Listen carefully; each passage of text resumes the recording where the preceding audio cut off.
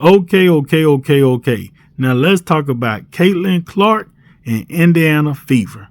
But before we get started, I want to thank y'all for tuning in to the Gertie Mac Show, taking y'all time to subscribe to the channel, liking and sharing my videos. I really appreciate all that. Now let's go. So Indiana Fever and Caitlinclark, they came to play.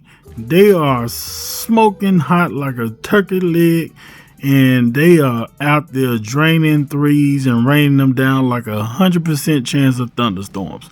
They are out there blazing and glazing like a Krispy Kreme donuts.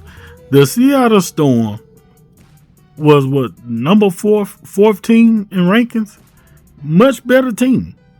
But there was no match for Indiana Fever. Now, I don't know how much Christy Sides had to do with this. I don't want to take no credit away from her. But it appears that the adjustment that was needed to be made with this team for this second half of the WNBA season to make that run to the playoffs, it appears that they have made it. Because just beating teams who don't have a good record, that's okay. But beating teams who are high up in ranking is really what they need to do, and they have done that.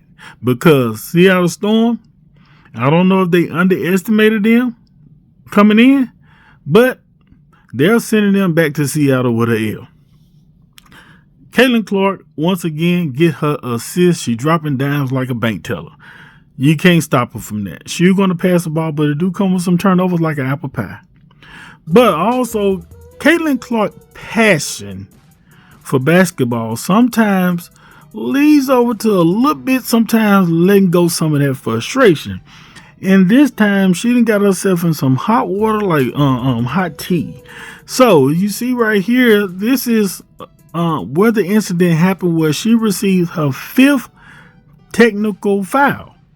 Now, I want to say this for Kelsey Mitchell trying to hold her back, because what happened was the refs didn't make a call or whatever, and Caitlinclark basically, frustrated, basically kind of like punched the backboard, not the backboard, but the goal, the padding. And the refs called a technical foul on her. Now, this is her 5th one, so she has some issues with this. Shout out to Chloe Peterson. This is what she had wrote. Caitlinclark picks up a technical foul seemingly for slapping the base of the hoop in frustration after the play. She was not happy about it, pleading her case to multiple officials. Clark is now up to 5 techs on the season. Now, Caitlinclark is on the verge of being suspended because of this rule. Let's get into this. In the WNBA, players receive a 1-game suspension after 7 technical fouls in a season. So, Caitlinclark is on a 2 away from getting a technical foul. From 2 away from getting 2 more technical fouls to where she can be suspended for a game. This is critical because they need her on that court. They can't afford to have her sitting on a bench because of 2 technical fouls. The thing about it is this: even with a player that has an IQ like Caitlinclark does, it is very easy to get those 2 technical fouls. Reason why? When you're playing, you're not thinking about the moment like, oh, I got 2 more technical fouls, I'm going to be suspended. You're not thinking about that moment. Because if she was thinking about that, she wouldn't have 5. The passion for a sport, when you have a passion for a sport like Caitlinclark does, sometimes, your frustration comes out at moments that it should not come out. But for her, it happens.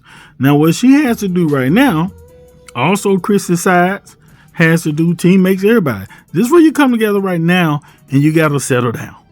Because you still got to want to say, 12 more games left? 12 more games left? 12 more games is a lot of games with plenty of opportunities to pick up 2 more technical fouls. And then you can end up being suspended from a critical game that can be a game deciding factor on where you're staying in the playoffs or even getting into the playoffs.